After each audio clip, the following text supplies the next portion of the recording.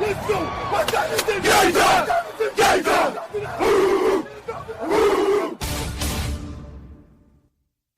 a football game tonight now. No doubt. It's gonna be a football game here. Okay. I done been here before. All right, let's go, baby. 9.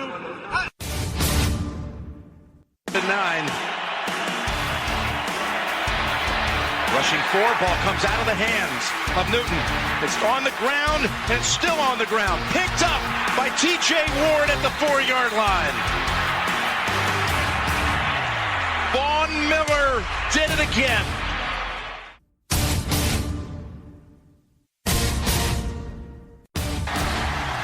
Alabama back on top of the college football world. Ladies and gentlemen, football to the max. Your host, Sean Garmer, Gary Vaughn, and Randy Isbell. All right, welcome to another Football to the Max, and man, finally, it's here. We're talking actual teams and divisions and stuff that matters for a while. Of course, we're also going to have 4 interviews that go about anywhere from 12 to 20 minutes each. Each one representing one of the teams in the AFC West, which is the division that we're going to start out talking about today. Remember, on the Friday morning podcast, we're doing NFL. On the Monday podcast, or Tuesday podcast, we're doing college football. We're just going to do 2 college football conferences on Tuesday so we can get on track with those. But, guys, how's it been since the Monday? Yeah, it's been okay. I've went ahead and said that I'm going to go ahead and sign with Golden State as well, since that seems to be the popular thing to do right now. So is he a weak man for signing with Golden State? No, I don't care. I don't care either. I don't see what the big deal is. Gary? Yeah, I think people are blown out of proportion. It's not a big deal. Well, I mean, it's a big deal if you're an OKC fan. Well, I think it's a big deal anywhere. I think that's just the way the NBA is now. It's as the salary caps go up and you have contract limits where, people are getting the max, players are just allowed to go wherever they want. It's the same thing with baseball where people would get really, I'm a Yankees fan, people get really mad at the Yankees.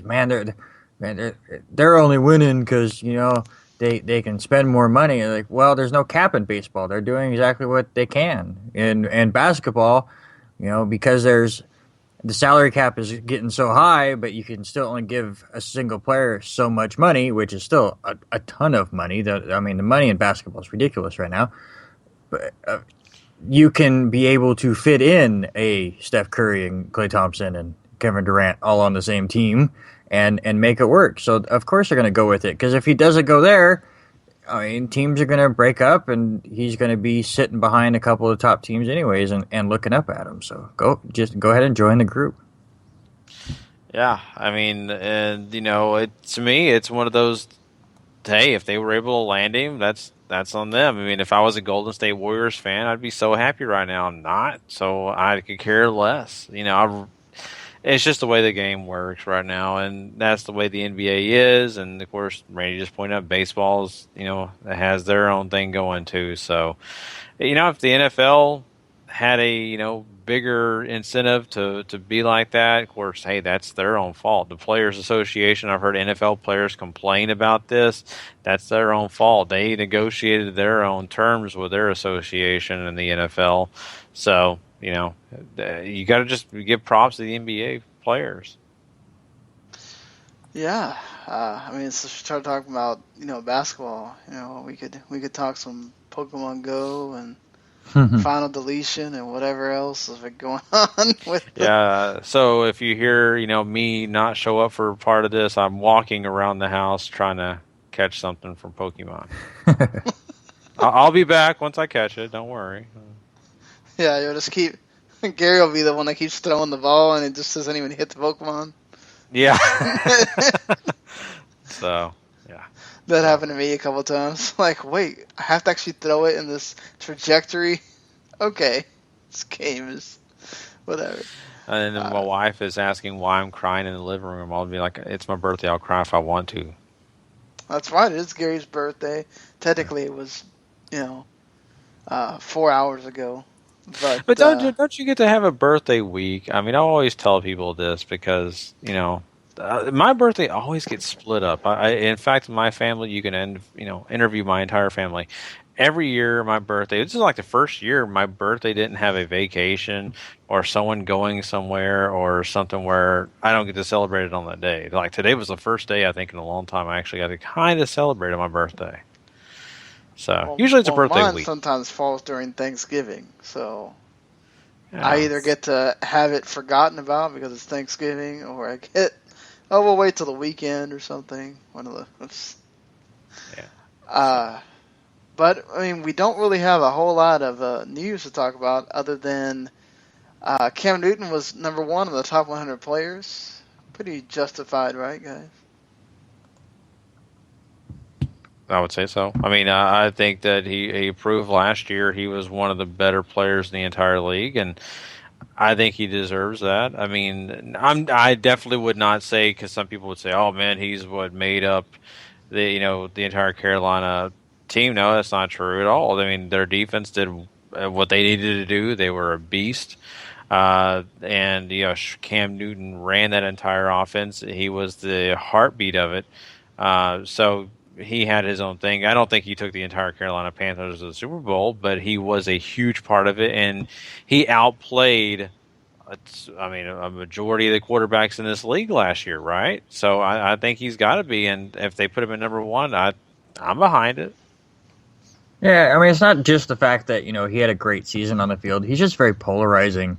And, I mean, that's what everyone talked about last year was, do you love or hate Cam Newton? And so I think that kind of pushes his ranking a little bit just because he's, so much out there right now. But he had a stellar season, especially for doing what he did without his number 1 target and Kelvin Benjamin out there. And it made guys like Funchess and Ted Ginn Jr. stars.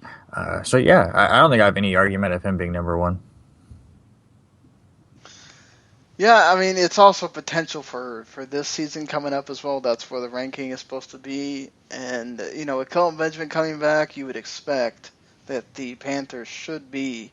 I mean, I know they'll be missing Josh Norman, and that defense is going to take a little bit of a hit, but they should still be right around the same range as last year. Don't know if they're going to be going really close to undefeated or anything, but we'll have to see, definitely. Something we forgot to talk about on the Tuesday show, and I'll mention it here because it'll be really old news by the time we get to the next Tuesday show. It has now been made official, of from now on, and this should have been a rule a long time ago, we will no longer see 5 and 7 teams get bowl bids because now all 6 and 6 bowl teams must get a bowl before you get teams below that getting bowls. Yeah, but there's so many bowl games that even after you use up all the 6 and 6s, there's gonna be spots left. Yeah, but last year I remember saying, "Wait, this team was 6 and 6. Why aren't they in a bowl?" Yeah, So, I mean it's totally fine. It's just there's so many bowls. There are, but I'm at least happy that they're doing something about losing records going into bowls. Let's be honest. I mean, I'm not even happy about the 500 thing, but with all the bowls that they want, it's got to be there. But the rule that I want changes. Can we give all these players a little slice of money so that I can get a college football video game back, please? I miss it. yeah, really. Still my favorite. I love Madden. College football was always my go-to football game. I loved doing all the recruiting and rebuilding of teams, and it just felt like I had more control over it. I just want it back. Yeah, I was gonna say that's the favorite thing I love doing in the college game too. Like I always created a WWE team and I run roughshod over whatever. But like my favorite thing was getting to go through, and especially because it kept getting better every year, was the recruiting thing. So, man, hopefully they can bring that back one of these days. But so the last one, maybe a bit of a funny story. Roddy White says that if he was used more, the Falcons would have definitely made the playoffs. If Roddy White was used more, he would have been used up and injured. Does he remember how old he is? God. I don't have a problem with the ideology because he should believe that in his heart. Because if he didn't, he would not be a competitive player or someone who cared about what he was doing. You should care about yourself and think highly of yourself. But on the other hand, that's a little bit high achievement to think that you are the single reason why that team did not achieve certain goals. I truly think that, people need to evaluate him and say, look, man, you're not that great. Because there's a lot of better receivers than you who wouldn't even help this team because the team overall was not good enough. I remember Atlanta started out so great and it just kind of fell off the map. But, I mean, just looking at his stats, I can see where he has a little bit of an issue. He played all 16 games and only got 70 targets. And that's the least he's had since way back in 2006. And a lot of these years were 140 targets, 181 targets. So, his usage was far less than what he's used to. So I can understand where he's coming from. But getting him 15 to 20 more targets in a season, would that really get you 2 more wins to tie you with the wild card spot? I just can't see it. I have to agree. I can't see it really either. I think he's, again, like Gary said, you need to believe that in yourself, but I don't necessarily think that was the main issue with the Falcons last year, was not using enough Roddy White. So, the rest of the show is going to be sort of what we do during this time, which is we're doing an AFC West preview through the eyes and words of writers and fans that look at these teams much more closely than we get to on a daily basis. We try to cover this from a national perspective, but you can only talk and look at these teams so much. You can't focus on all the teams at once, and that's why we do this. It's so much better to do it this way than try to act like we know everything about every single team. So up first is season ticket holder since 1978, one of our favorite guests on this show for the San Diego Chargers, Rachelle Carpenter. She has a few choice words to say about Gary as well on here. And I am dumb and just realized that I forgot to actually line up the queue here for a second. I've actually having all of these in here. You better watch out, Gary. Yeah, watch out. For real. Okay, this is the longest interview we have in here. This one goes about 23 minutes or so. But here we go. Rachelle talking about the Chargers stadium situation. Her issues with Gary calling out the team. Also her, talking about the team and how it is going into this year and quite a few other things. Here we go. All right. Glad to have back on the show Rachelle Carpenter, season ticket holder of the San Diego Chargers. How are you doing tonight, Rachelle? Super excited. I'm so glad to be back, Sean. I'm so ready. It's only 66 days left till we kick off. I can't wait. Oh, yeah, and then the training camp starts, get the preseason, all that, just... Yeah, we actually had a mini camp already, and it was fantastic. Did you get to go see anything, or? Oh, did I get to go see anything? We have Melvin Ingram, we have Melvin Gordon, we have signature. Yes, we watched the whole thing. They did drills. It was all orchestrated like it normally is when they have the season ticket holders or the public. This was for season ticket holders, and it was so much fun. It was from 9. Actually, they kicked off at 10 o'clock. It went for 2 full hours of the camp. It was incredible. Well, awesome to hear. Well, I know that today is a special day because today is Gary's birthday, and I know that you had a my certain little buddy! message. You had a certain little message you wanted to tell him. I do. I'm coming for him. I'm telling you what. Talk about my Chargers. I'm a little bit perturbed with him, and I've been holding it for so long. And now here we are. Happy birthday, Gary. And I do mean that sincerely. I'm sure he'll be happy to hear it. But being a season ticket holder, and they decided to stay in San Diego this year, which I'm sure you're really happy about. But with all the talk about Oakland going maybe to Las Vegas, and it seems like maybe they're getting stuff with the stadium in San Diego. How's that all going? Well, we're waiting for the vote now. We got the signatures. We only needed really what filled the stadium, a little over 67,000 to get it to go to the ballot. We got over 110. They're counted. They're verified. We're just having a little bit of a problem. Our city attorney wants it to go for a 2/3 vote instead of majority because he doesn't want to get sued if something should happen. And I totally get that. I don't think it's going to pass. So it's really, really tough and sad because the reason Spanos left was our mayor and our city said no to what he wanted. And what he wanted was downtown attached to the convention center. He's back when the NFL booted him and all of his buddies.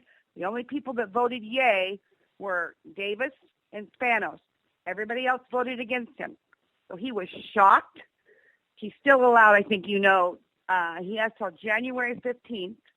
He better let us know long before that, to say if he's going to go and move to L.A. Of course, he said no because he's trying to get our stadium here. However, it's, he's asking for exactly what he wanted and why the city turned him down, and that's why he left. And now he's back asking for it again. So it's so tough. We don't want him to leave. They are working with him. But, I just don't think the people are going to vote it through. Sorry, my daughter came in asking for her tablet charger. And just let her use your phone charger. I don't know where it is. The phone charger was there unless you're... Okay. Sorry. That's okay. See, I told you that was going to happen. Yeah. So I'm sorry. So you were talking about Spanos leaving. Right. He left to try to do Carson with Davis, and they voted against him. He was shocked. He thought that would go through, bringing on Disney and all the glory, and it didn't. So he came back. He still has the option from the NFL. He is allowed, not Mark. Dean is allowed to go with Kroenke because Kroenke does want somebody else. But Dean's not going to be, the guppy in the big pond. He's had his own city, San Diego, for goodness sakes. He's not going to play second fiddle to Kroenke. So he's back here, but he's asking for exactly the same thing that he didn't get. It's why he left and started to do Carson. He wanted downtown. He wanted convention center. So it's really sticky. We're going to know a lot more in November, but our city attorney is really asking for the Supreme Court to take it over and have complete jurisdiction, which leaves San Diego not liable if things go awry. So why all of a sudden change with Kroenke? I thought he was all about having his own team, and then now he does. Well, yeah, Kroenke just wants somebody because it's more money in his pocket, but Kroenke doesn't need it. He doesn't need it. I think the NFL did an appeasement for Dean Spanos because, they let him spend all this money, all this stuff, the attorneys, to take it to the vote, to, have all the owners meet up in Houston. And they didn't get one vote except for our compadre, the Raiders, so he was really slapped in the face. But my point is, what he was asking for before he even left and upset so many people is the exact same thing he's asking for now. And it's not going to fly with the voters. Yeah, we'll have to hopefully it can get worked out for the city. Yeah, stay tuned. I'm telling you. Well, I personally want Mission Valley. We already own the land. We're not knocking down historical buildings. We don't have to buy people out. The environmental, it's all been there. They don't have to move. Our transit bus yard, that's 7. We're looking at 2025 for opening season. Now, if we had gone ahead and already done Mission Valley where we are now, and it has gone through, we'd be looking at 2019, the latest 2020. We're looking at 2025 at the first opportunity to open if all this passes and kicking everybody out and building it. That's a long way away. Dang. Yeah, and talking about they wanted out of that stadium and everything, and then you're going to have to stay there till 2025 now. Oof. Right. It's crazy. So, I mean, looking at what the team has done and who they've let go and everything, I know losing your boy Eric Weddle had to hurt. But what do you think about the team and free agency, what they did?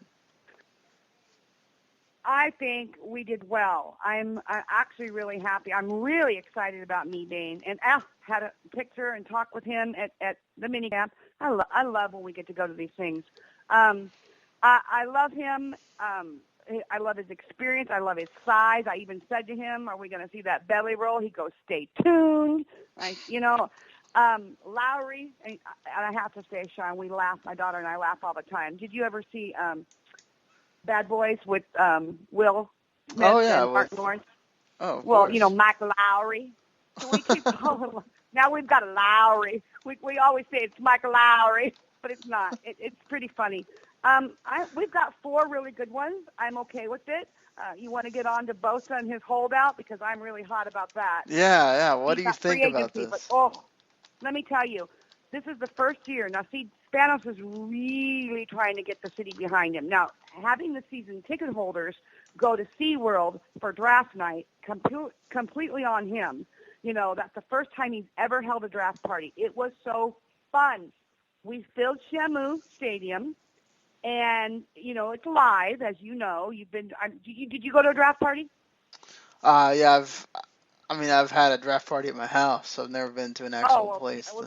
This is run by the organization. And, you watch it on TV. People fly to these every year, right. To Chicago for the main one. So when he was announced, and it's on the big screen, just the big Shamu screen, the only people who were noisy, because the cameras were there, we were dead silent. We did not expect Bosa. I didn't want Bosa. And now Bosa's a holdout. He's trying to set a precedent for every rookie coming in. We all know there's a cap. He's setting a precedent. He wants guaranteed money if he gets hurt. I want guaranteed money if I walk across the street. Are you kidding me? I'm so upset with him. I didn't want him in the first place. And now we signed Turek today, right? Right. He's the only holdout, and he is starting this for everybody coming in. I feel a little bit it's a terroristic move is how I feel. His parents come from money. He comes from money. And his parents are sitting here in La Jolla. I don't know if you've been out here, but, La Jolla is just one step. It's Beverly Hills of San Diego. Right. Rancho Santa Fe is here in San Diego, Sean, and Rancho Santa Fe is the 3rd wealthiest zip code in all of the United States. So La Jolla is just right behind them. They've got a ton of money. I'm extremely upset with his agent. I'm extremely upset with his attitude. He was at camp before that we had to be. I cannot tell you the people when we went to the mini camp that had his bought and paid for his jerseys. I just think, wow, what a horrible, horrible start. Okay, here's the other thing, and I'm just going to throw it out there. This is confirmed out of his mouth. He said, if Baltimore Ravens draft me, I'm holding out. This is a punk kid. It's how I feel. No. Am I emotional? No, not much. I was so shocked we took him, so upset we took him. But now with this holdout, we've just got so much going on between the ownership and the fans and the season ticket holders, we just want our NFL team here. And might as well throw this out there, too. Now that the Cavs won, we are the number one city without a title. We weren't longest in history. 1963 was the last time the city had a title. Wow. Oh, I mean, sadly it seems like might be waiting a few more years for that. But did you have somebody you did want with that first pick? Buckner and Ramsey is what we were thinking, and really the consensus. I don't want to just say my pick. What I do want to get through to you is that the shock in the stadium, the gentleman to my left and to my right just turned around and said, well, that's not who I expected. I mean, those were his exact words, and those are my exact words. I didn't clap. I didn't woo-hoo, and I woo-hoo and clap all the time. I was just like, okay, we went there. Okay.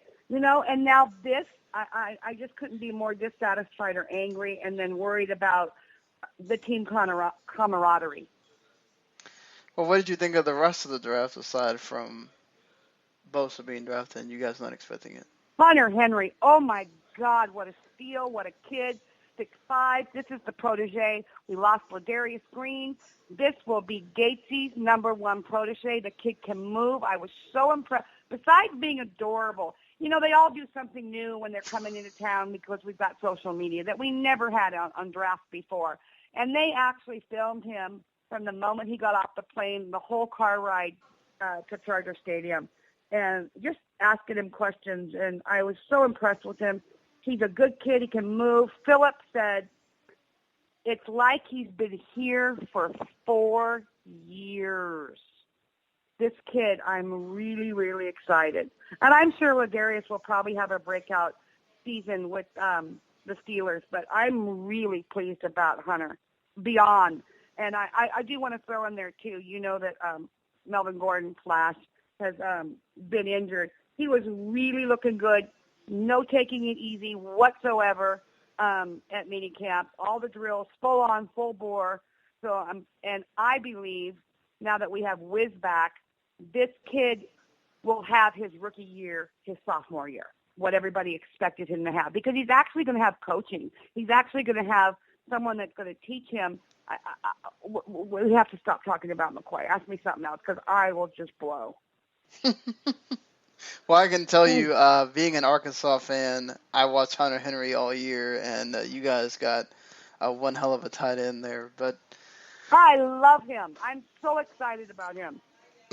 So, I mean, what are your feelings now coming into the season, seeing the rest of the AFC West either at least stay pat like the Chiefs, you get better like the Raiders, or you have sort of a circus going on with your Super Bowl champions in the Broncos with a different quarterback than expected and the thing with Von Miller going around? What are you thinking here for the Chargers coming into this season? Right now, Sanchez is Denver's number one. I don't know that, yes. I don't believe for a minute that Elway hasn't quit looking or courting somebody. Phillip is, I think, in his prime, so healthy. I'm so excited about our center coming out of Chicago. We finally have somebody, Phillip, under Phillip, that actually can take the place of Hardwick. Nobody has been able to. For God's sakes, we had 5 in one season. Right. You cannot play the whole game from shotgun. You can't win games. Now, Oakland, they were only 7-9, and 2 of those wins were from us last year. I absolutely adore Derek Carr. I absolutely love Phillip Rivers. Derek Carr is exciting. He's a good kid. He lives in Bakersfield. He's good in his community. He's got Amari Cooper, another Bama baby. They're coming on finally. Finally, they're coming on, but I don't believe they're going to take us this year. I really don't. What do you think about the Super Bowl champs? Do you think they still are head of that division, or? That is such a tough one. I'm going to tell you that I think I'm more worried about KC and Alex. That's a little local boy, too, from Hillix High. He is, if we win, let me just say this, and mark my words, if we win our home opener, which is in their house, we're not going to have any problems. I mean, I think that KC is going to be our only problem. I just think that we've got everybody healthy and good to go, and our coaching's back. And I know the Raiders are stepped up now, and they're only going to get better, and they are getting better. But 7-9 is no great, you know. Yeah, it's not a wonderful record, but you'd imagine that they would do better. Right. And they just looked so impressive against us because we already know about our year. I really, you said it, we're a couple years away from a bowl. I really believe if Phillip doesn't get hurt, because now they can keep him upright, that we can get to a bowl before he retires. He's 34. He'll be 35 December 8th. Just in the best shape. Where you've got Drew, a little bit older, and Brady, obviously. I think this is Drew's last year. I think we'll take Drew when he comes in our house. I'm just worried. You wanted to know about our division. I'm more worried about KC than I am the Broncos or obviously the Raiders. I think we're going to be fine. I think we'll take our division. I think for sure we're going to be a wild card, but I think we're going to do it. Wow. I know we want to do. I really believe that. I really, really believe that. Some bold words that are coming from Rachelle. I really think the AFC West. And if I have to eat crow, we know who's going to serve it up, Gary, don't we? Yeah. We know. Oh, man. Oh. See. Make a bet with that boy. But, I really think the AFC West can be really competitive this year. I mean, it's possible that all four of them could be in that playoff hunt when you're talking about towards the season ending. I mean, so where you're thinking the Chargers are going to be the winners. So where do you rank the other three? I think it's going to be, I think KC's going to be behind us, then the Broncos, and then the Raiders. I don't think, I looking at last year's stats, if you will, and the Raiders, obviously, they beat us. That hasn't happened in forever in a day. I just think that it's not their year yet, even though they did acquire, what they pay for their guys, Seaton? What didn't they get for something like outrageous? $60 million or whatever, the assembly? Yeah, Yeah, something crazy. But I hate them too, but I'm trying to be realistic because this is all going to come back on me, and boy, don't I know it, Gary. I really think it's going to be us and KC and then Denver. All right, fair enough. I mean, so what do you think for a record for the Chargers, overall record when the season's over? Well, I would love to say 12 wins. I think even getting in, we'll have 10 without a doubt. How far do you realistically see them going? Once they get, you're saying they get to the wild card. Do you see them winning first round game or? Well, okay, give me a first round game for sure, but just give me who might we be going against, and then I'll tell you. Well, I mean, Carolina. You think it's going to be the Panthers? Well, that would be the Super Bowl, but I mean, like, let's say you get past that wild card round. I mean, you've got maybe the Patriots, maybe the Steelers, maybe, who else is around in that conversation? Good quarterback, good lineman. We've got our tandem back. We had Gatesy out for the first 4 games. He only needs 7 touchdowns to make it in the history books and be the all-time. That's going to happen before we hit half of our season this year. Lord willing, nobody rolls an ankle or something. So we've got that weapon back, and he's going to do that. I for sure. I think we'll get 2 games. All right. Who ever thought we'd be there in '94? For God's sake, come on. Yeah, not a lot of people probably did at all. So you kind of gave me a realistic best case and worst case scenario for the Chargers. My best, I would love to see 12. I really got that. I'm digging my heels on that. My worst case scenario is 10-6, believe it or not. I'm still up there. That's my worst case scenario. Wow. I know. Okay. I love my team. I love my boys, and I'm so glad Hunt's back because McCoy can't coach his way out of a paper bag. And there's a personality thing. I'm going to see my quarterback and everyone else who's at the game. You don't get to enjoy this on TV. On the sideline, who's probably the most excitable. We talked about this before. Quarterback in the NFL for sure. The AFC for sure. He's a yacker. He likes to talk, and he has to go down to Pags and other people because McCoy can't be bothered. And I've said this before, I'll say it again. Apparently can't coach a game and talk to his quarterback on the sidelines at the same time. It's a whole different mindset, you know. Really, believe it or not, Rivers doesn't have to deal with McCoy anymore because Wiz is back. And Wiz has phenomenal numbers before he got taken away as a head coach. And not everybody's cut out to be a head coach. McCoy's not one of them.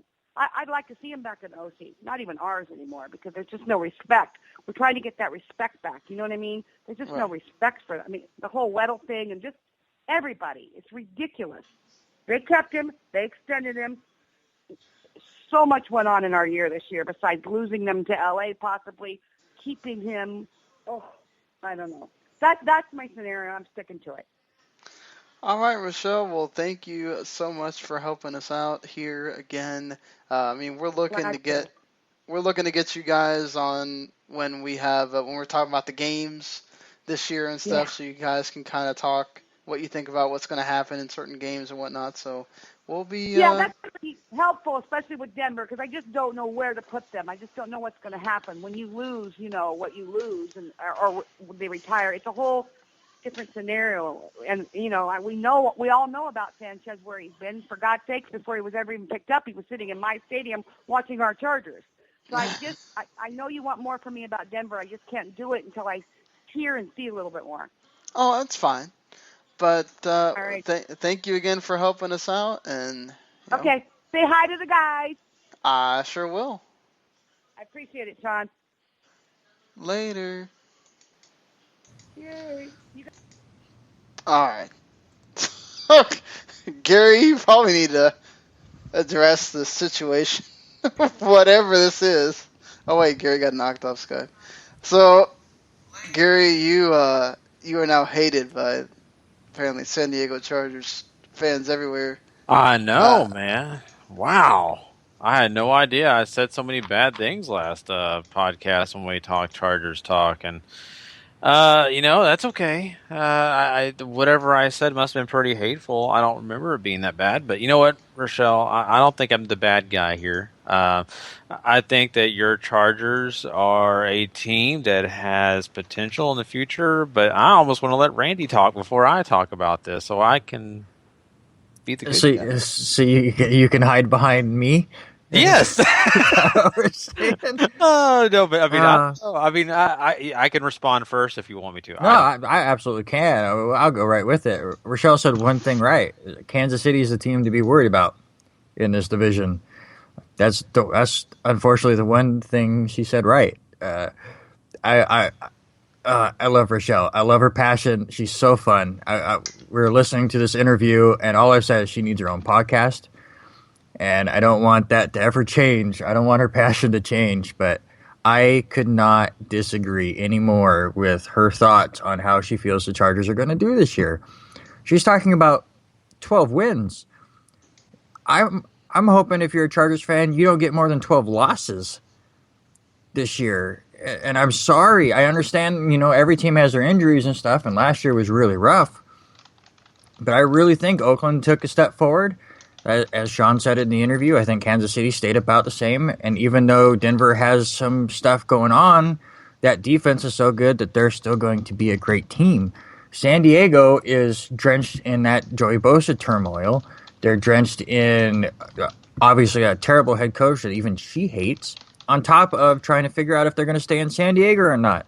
And she has gone from super hopeful and just going, nope, they're not moving, to I don't think these votes are going to start passing. And the owner's coming back with the exact same deal that he had that got turned down before. So she's even starting to worry about the team moving. So that's going to be a huge distraction on top of it. Listen, I don't want to be that mean, but San Diego is going to be battling for the number 1 pick, not a division.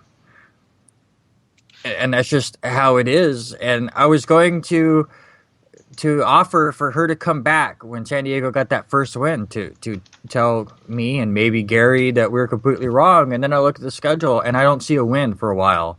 The closest one, week 4, as she said, when they're hosting New Orleans. That's a possibility. I'm a little higher on New Orleans than I think maybe some other people are, and we'll get to that when we get to that preview.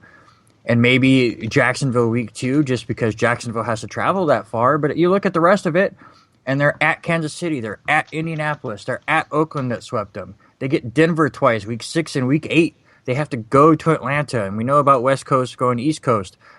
I don't see a win until November for these guys, and it's going to be a tough year for the Chargers. And Rachelle, I hope you don't hate us, but I just have to completely disagree with what you feel that your team's going to do this year. Okay, Randy, so you can step aside out in front of me. Thank you for protecting me. I'll be a man. I mean, it was your birthday yesterday, so I'm here to help. I appreciate that, and now that I allowed Randy to kind of take some of that, I'm going to sit here and say a lot of similar things, I think, to Randy, but it's all in the fact that she definitely needs her own podcast tomorrow. We need to get her on the network. She is amazing, and we definitely appreciate her. And thank you for the birthday wishes, Rachelle. It does mean a lot. Now, here's the thing. Kansas City's a team you need to worry about for sure. I think those Oakland Raiders, you not pass them at all. I think if you beat them once this year, you deserve, a golden ticket to go to the Willy Wonka chocolate factory, because it's a miracle has happened. I think here's the thing: there is so much distraction in San Diego right now, and between a new head coach, between the saga of how fast is this team moving out of the city, which I hate it, Rachelle. I want San Diego to keep the Chargers so much, probably as much as she does, and I'm not even a big San Diego Chargers fan. I think San Diego deserves that team. No one else, Los Angeles, I think, and I'll be the first to say in 15 years they'll probably lose that team again. It wouldn't surprise me. It really wouldn't. I don't care how much money they throw into a stadium there. So my point being in all this is, I want them to succeed. I want the Chargers to do well. I just don't see it this early. And with Bosa, I'll tell you right now, my team was one of the teams linked to this kid, and I threw up in my cup when I heard that he was even close to being with my team. I felt terrible for the San Diego Chargers when they got him. I felt even worse when I watched the draft and we were doing a live podcast and I saw his face, and the look on his face was, I'm better than everybody in the room and everybody should smell my poop. That's the guy. Everything she said about him is correct. He thinks he's amazing. He thinks he's setting a precedent. All he's going to set a precedent is for the next Ryan Leaf. That he's a player that's going to come into the league, make a lot of money, and do a little to help his team. I just don't think he's going to do enough. I really don't. I think for the money they're going to end up having to pay him. Now, if they paid him on a regular scale, I think he's a great player. But the money they're going to pay him is going to be way over what they need to. So saying all that, I really hope the best for the San Diego Chargers, but I'm kind of with Randy. I'm not sold that they're the best anywhere close to the top of this division. In fact, I'm sorry to say, I think they're at the bottom of this division, and they'll be vying for one of those top picks next year again. Oh, this is hard for me because I'm the one that actually has to do the interviews, and I have to speak to these people more than just this one time every time we do one of these things. It's hard. I generally do feel like the Chargers have improved. The pieces that they added is going to help that team. The issue is that nobody got worse as far as now. The Broncos, still got the issue with Mark Sanchez. You don't know what you're going to get out of him. Supposedly everything's all great right now, whatever. But until you start playing those games that matter, we're not really going to know. And they have a lot of faith in the Simeon guy or whatnot right now.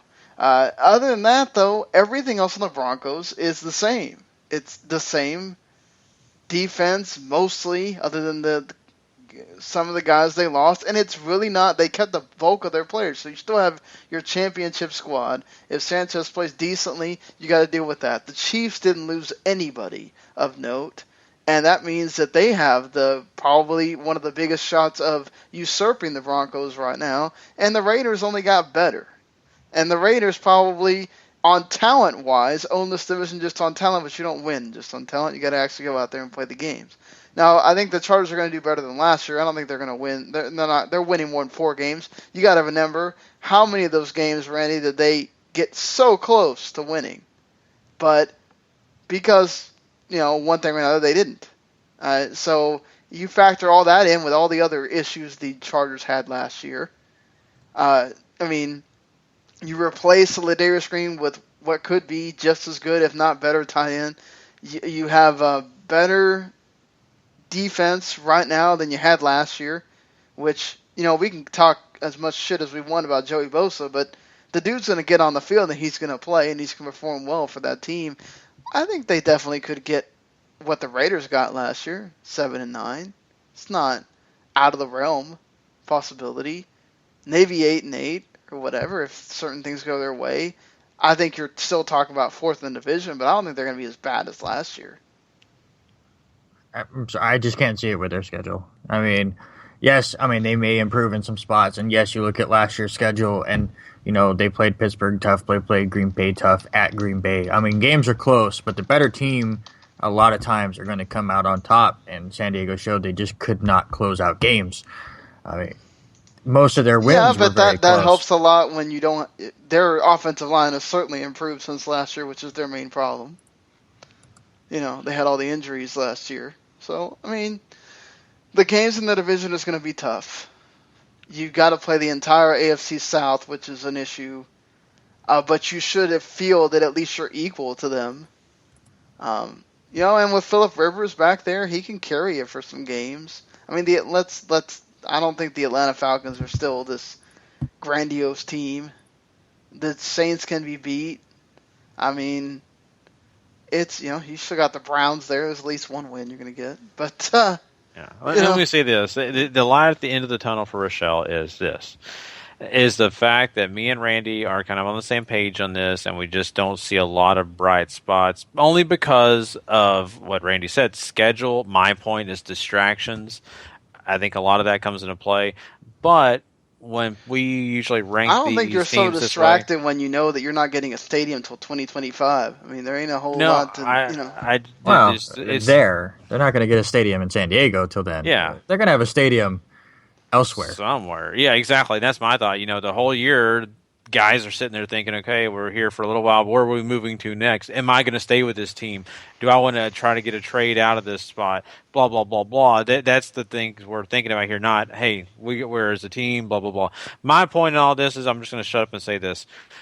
I think that we could be wrong. I think me and Randy could be wrong. Absolutely. I think that there could be a shot that this team surprises us. They pull together, and maybe they do end up in the second spot. Maybe Kansas City falters. Maybe. So I'm not saying it's the end of this team. I'm just saying right now, as I sit here looking at the situation, I have a lot of doubt. Yeah, trust me. 3 schmucks here talking early July are not going to tell you exactly how the NFL is going to go. There's going to be surprises. And trust me, if the Chargers are a big surprise and they do way better than I think they're going to, Rachelle, please come on and cuss me out. We deserve it. But I just have to give you my opinion, and that's it. But the thing, and we got to get going because we have the other 3 teams we still got to talk about. But the one thing that I took from her interview, as far as me now knowing, I can't say 100%, but very much believing that the Chargers will not be in San Diego after this year, is the fact that she said the owner came back with the exact same deal as he had previously that got voted down. That tells me that the owner is just trying to make it seem like he's making an effort by putting another deal out there, but not coming down on his demands. He's not coming down at all. It's the exact same deal, which basically means, look, I'm trying, guys, please come to the games, but really I'm not trying because I already know this deal's not going to work. So I'm ready to move. I just want the the ticket sales this year. I'm sorry, but I mean, to me, that it just screams we're leaving. Yeah, we'll have to see on that front. I mean, they've got to wait till what you say November. So as far as the vote goes, but I do think the Chargers are going to be better. I think they've got some toss games and those games against the division. It's always divisional opponents. You're going to play each other hard. It is going to be what it's going to be, but still got a whole season to go through. Now we're going to get into the team that we talked about, saying they didn't change a whole lot, but that's for the better, as they were already really good last year.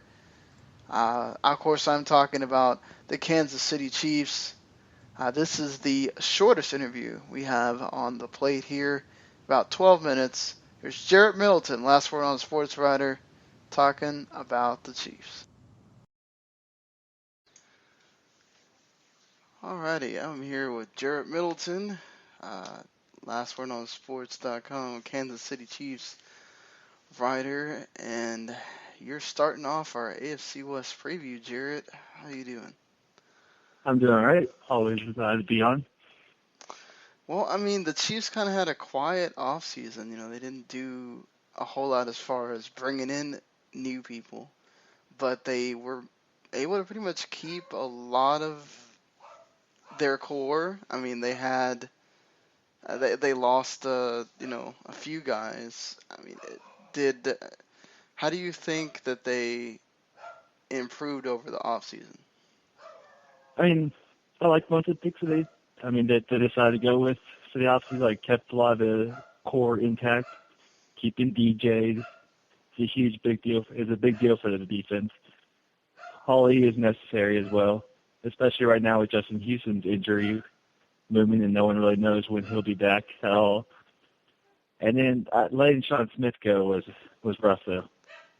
That kind of hurts, especially to a team like the Raiders in our own division that's up and coming. And then I like the contract extension for Travis Kelce. It's always good. Keep him on the roster as long as possible, especially with a quarterback like Alex Smith, who prefers like tight ends or running backs to throw to instead of receivers.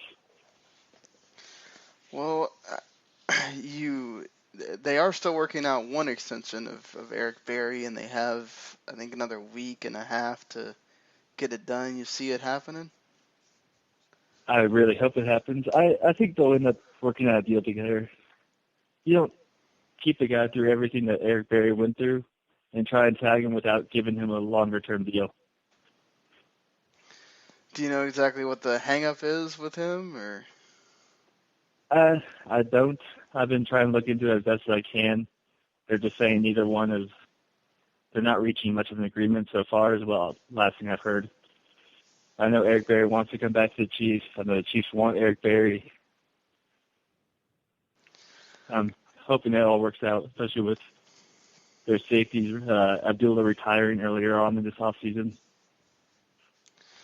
Yeah, certainly. You need to make sure you have the cover back there. I mean, so you talked about Kelce, and it was pretty much a lot of Kelce and Jeremy Maclin, who stepped up a lot last year, and you kind of had guys here and there.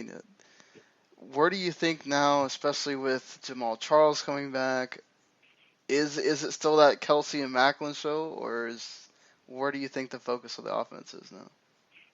I think it'll be a lot of Charles, Maclin, and Kelce, and I like the new additions of the running back that stepped up last year was Ware and West.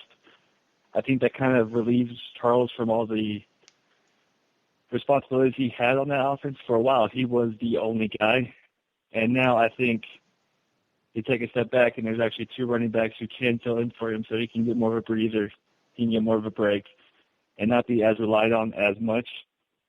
While Macklin's a deep threat, and then you got Kelce, who is a pretty solid tight end in the NFL right now. You think they maybe use Charles more in the passing game then and let the other two sort of be the runners, or what do you see them going on with Charles because he is coming off that big injury? I see him being like mostly a first and second down type of back right now. and possibly bringing in like a Spencer Ware, who's more of a pounder for the third down kind of back, while also being used more in the run game, because Charles is one of the most dangerous backs in the NFL in open field. So to have him in that passing game really opens up things. I mean, as you talked about, the Raiders not only picked up Sean Smith, they had a bunch of other moves in the offseason, and they already had a pretty big core as it is. The Broncos went through losing their quarterback, and they've got their own situations with Von Miller right now, and the Chargers at least stayed in San Diego and made a few moves themselves. I mean, where do you think, do you still see the Chiefs as the head of the AFC West, or where do you think they stack up? I'm cautiously optimistic right now that they're going to be ahead of the AFC West. And I think the Raiders are coming up, but I think they're still a couple years away from actually winning it. The Broncos are still a tough team. I mean, they just won a Super Bowl. Even though their quarterback situation right now looks like Mark Sanchez is starting, and that's kind of a fun little idea for the rest of the AFC West. But, I mean, their defense, especially if they do work out a deal with Von Miller, is still very dangerous to go against. And as long as the Chargers have Phillip Rivers, I will never count them out of anything. But I really do feel like this will be the Chiefs' year, that they will finally win the AFC West. What makes you think that this is that year for them? What specifically makes them stand out? I mean, you got the defense right now is clicking. The offense, especially that second half of the season, really clicked with Alex Smith finding Jeremy Maclin as a reliable receiver.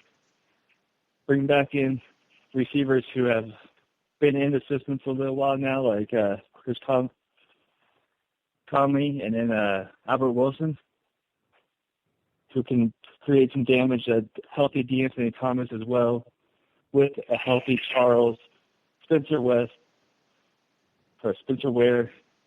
Kendrick West, all that. It just seems like all the pieces are together right now for a good season. Do you see them kind of keeping this offense sort of the way it is, or you see them opening it up more with Alex Smith? It seemed like they kind of, as the season went on, they let him kind of have free reign of deciding, okay, it's not just a short passing game or whatever. You can throw it if you need to. You can take those long runs if you need to. Is it continuing that way, you think? I think they do, especially because Andy Reid's always been more of an offensive-minded guy. And to have a team right now that's built the way it is, I think you will see where Alex Smith, even though he's not known for throwing deep, they'll throw more deep passes. They'll open up the offense a little bit in the later part of the season once the defense shows that they can compete. Because right now the whole secondary is a question mark. With Eric Berry still working on contract and Sean Smith being gone, it just leaves Marcus Peters and then 3 unproven rookies and Philip Gaines,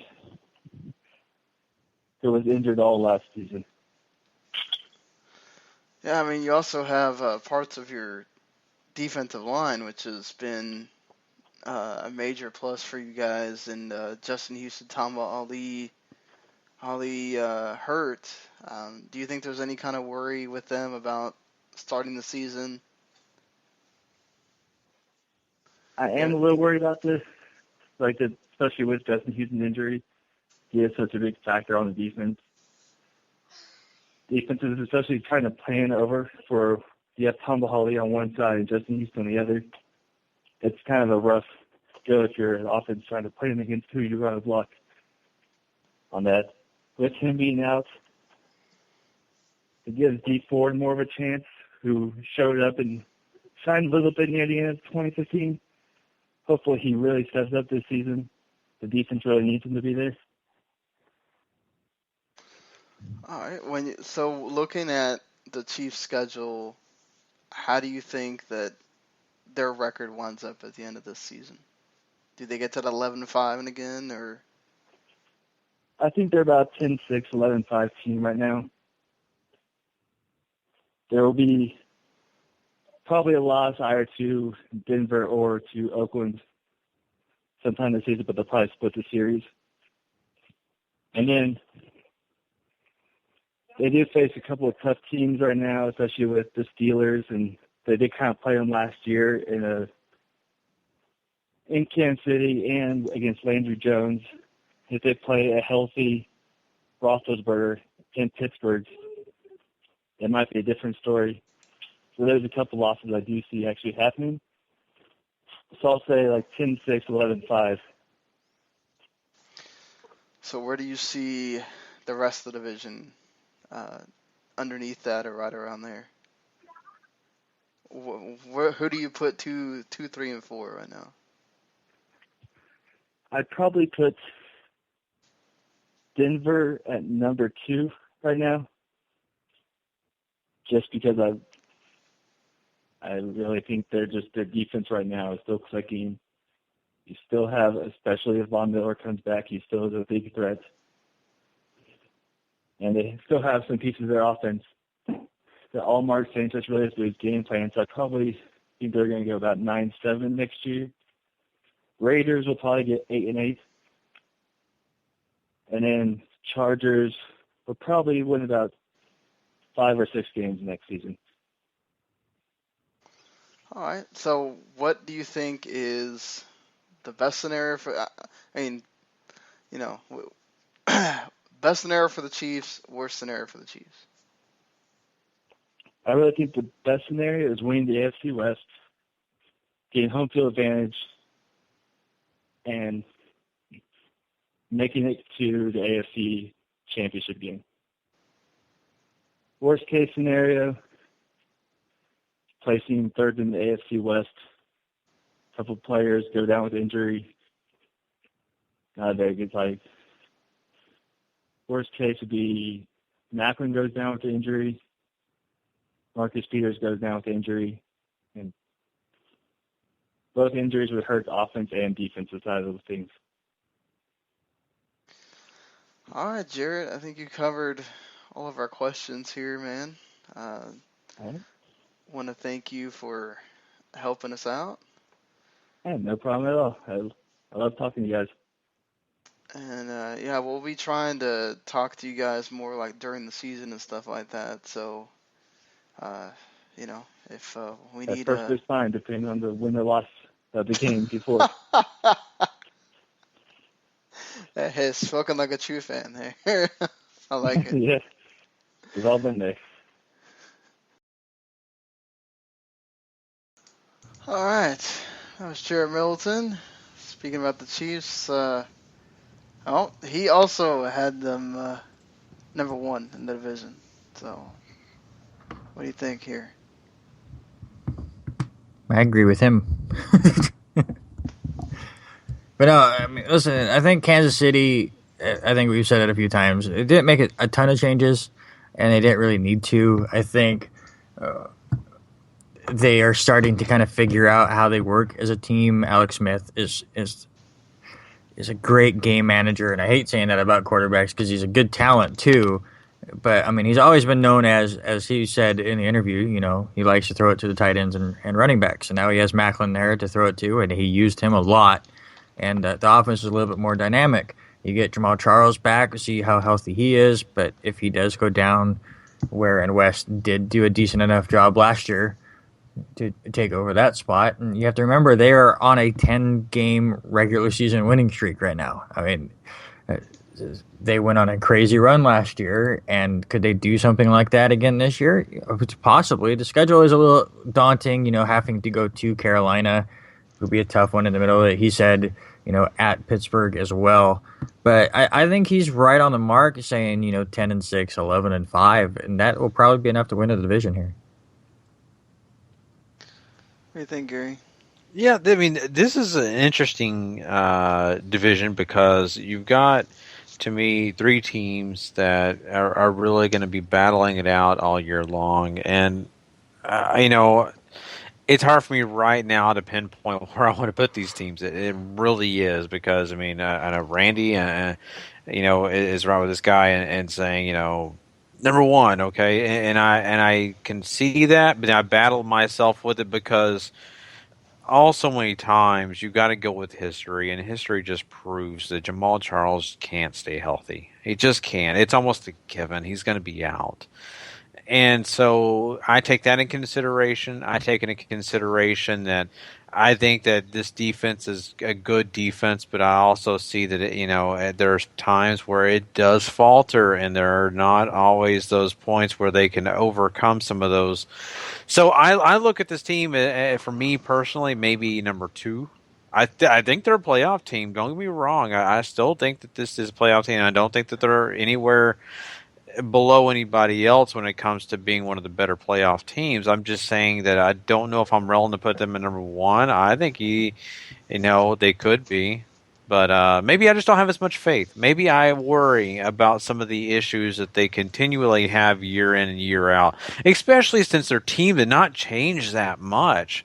And if we're talking adding 2 or 3 more superior players, I would be like, yeah, man, this team is definitely going to come and wreck. But I just don't know if I'm ready to say that yet.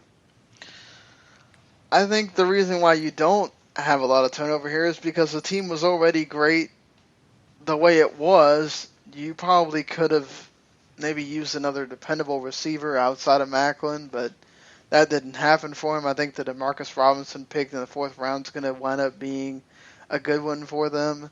We'll have to see.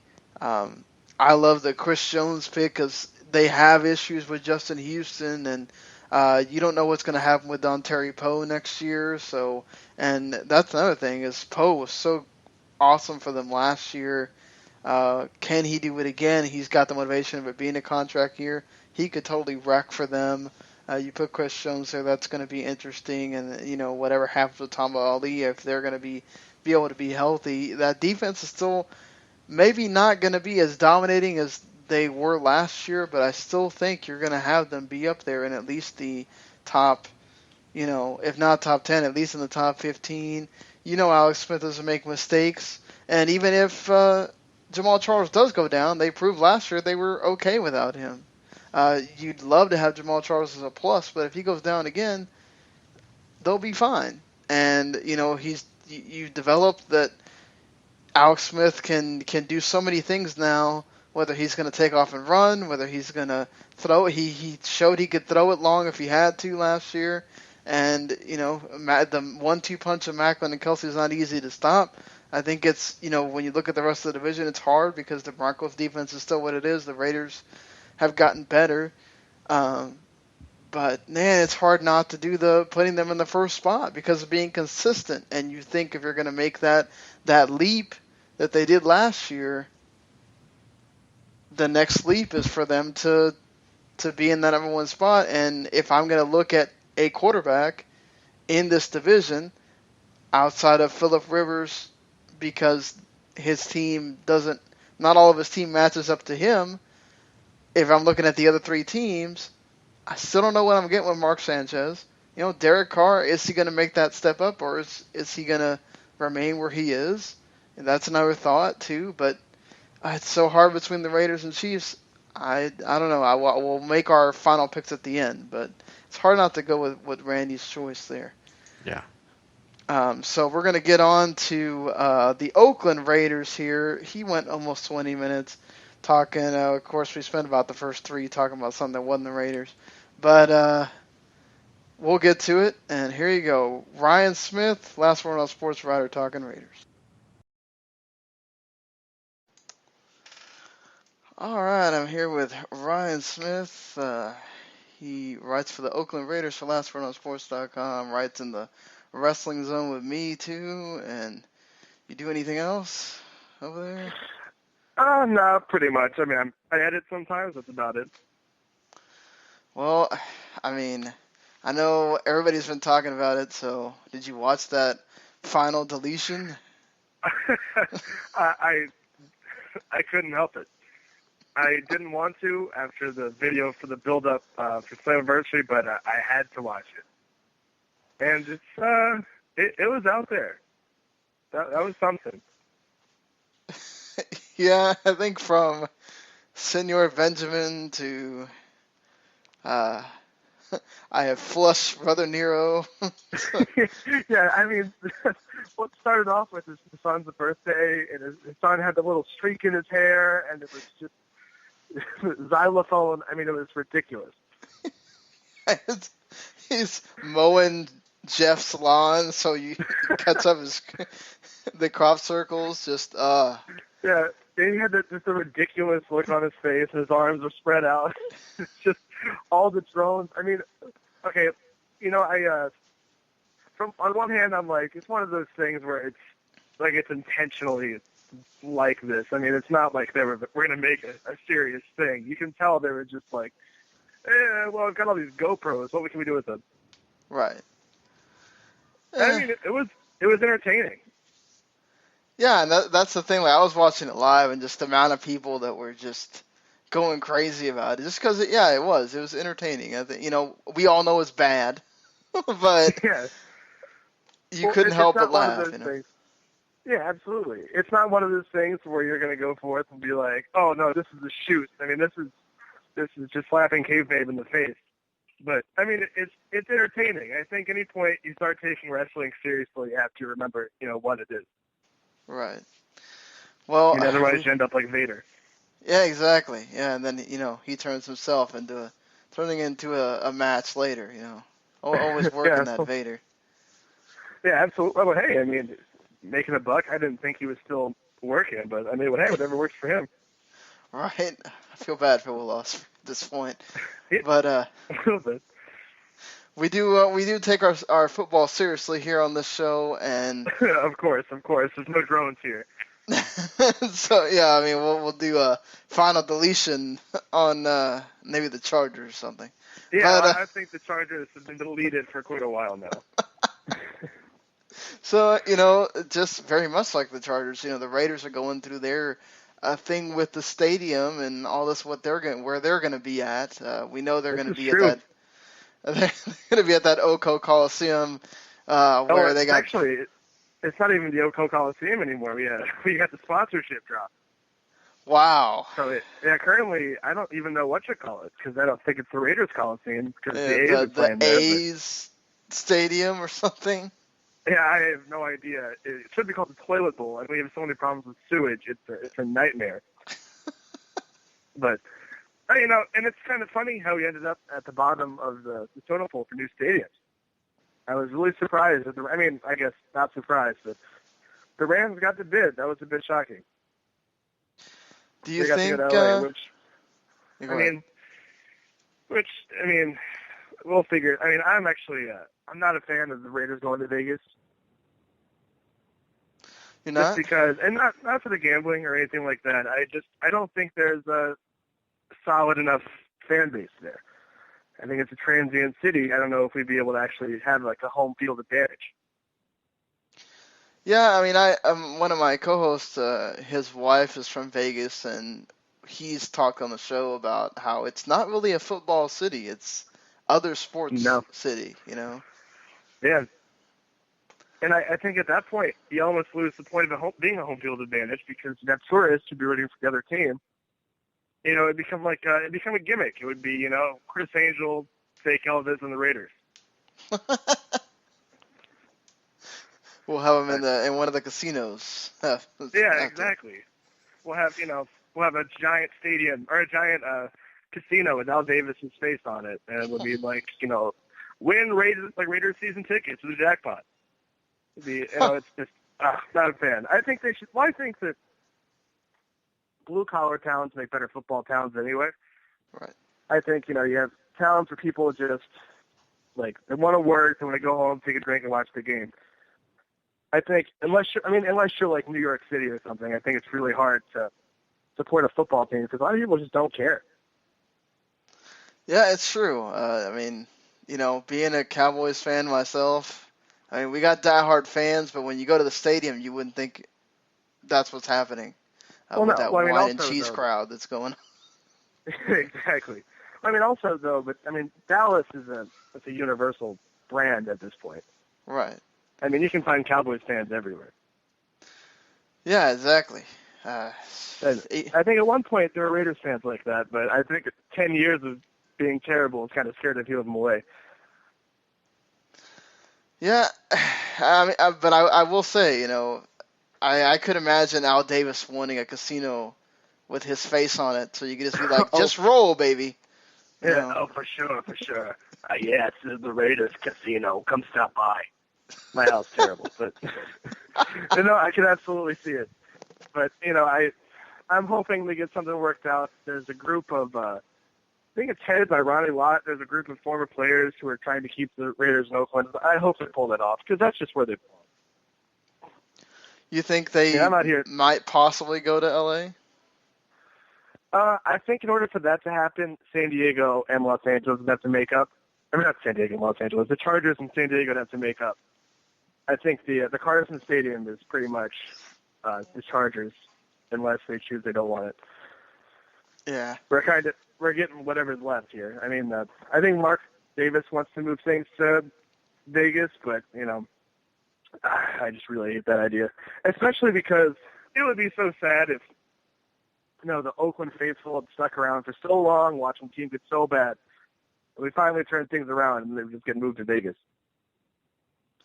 Yeah, exactly. I mean, they've done all this. You finally get season tickets sold out and everything, and now you're going to move. What a slap in the face to that.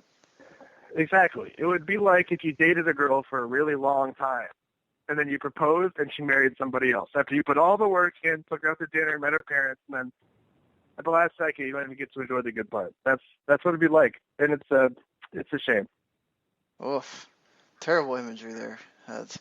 Yeah, but that's what it's going to be like, unfortunately, the black hole. I mean, I don't think it'll work. I think, we left Oakland before and we came back. It'll be interesting to see what happens. Well, speaking of we talked about it. The Raiders, I mean, they were already on the upswing last season. Then this offseason comes around, and boy, they went hard. Yeah, it's been fun. It's definitely been fun. We were kind of strapped for the first couple of years of the Reggie McKenzie administration in Oakland, and we really couldn't afford any free agents, and we didn't have draft picks, and a lot of people didn't feel like it was the right place. But the 2014 draft happened, and he got Derek Carr and Khalil Mack, and then he's just made some really great free agent decisions. I mean, you can't win.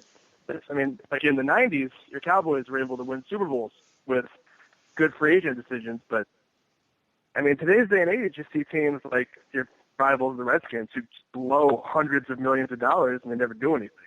Mm-hmm. But I really think we made some smart free agent decisions. I think it's not so much that the Raiders got better; it's just that we remained consistent. The punchline has been that the Raiders have a coach for 2 years and they fire him.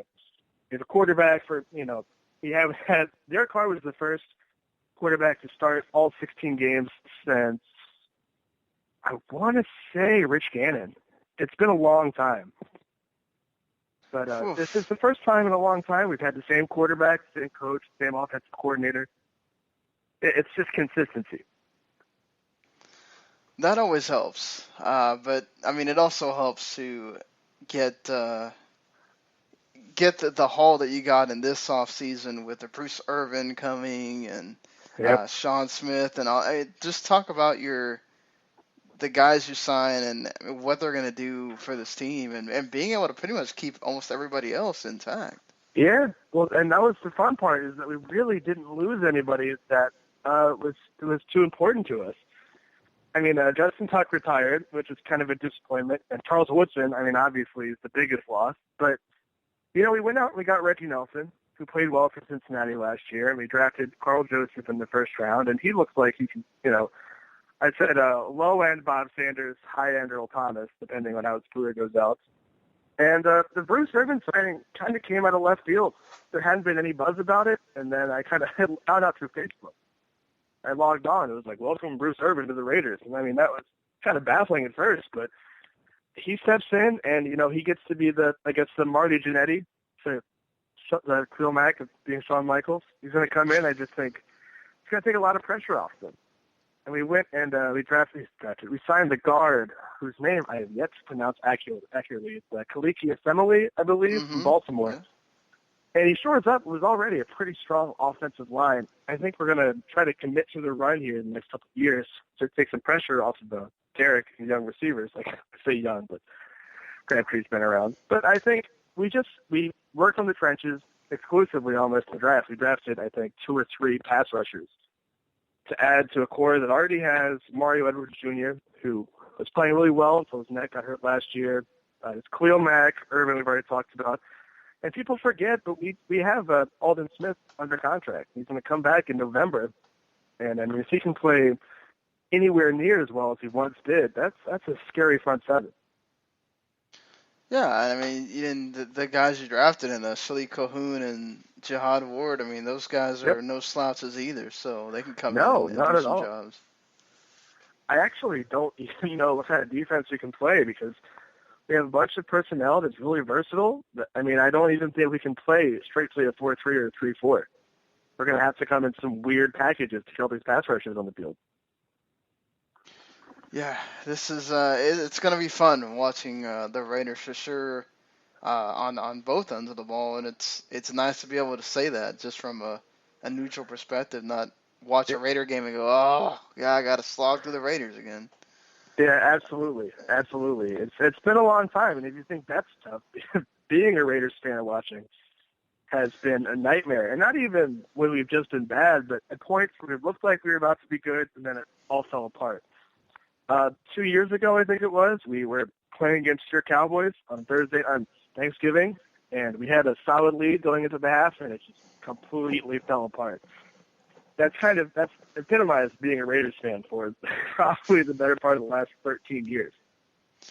Well, I mean, my Cowboys haven't really been that much better since '95. So, yeah. But I mean, so we talked about the team, we talked about the draft, everything. Now looking at how they, with what else has happened in that division, the Broncos. Obviously, losing Osweiler, you got your issues at quarterback now, even though the rest of that team is still pretty stout.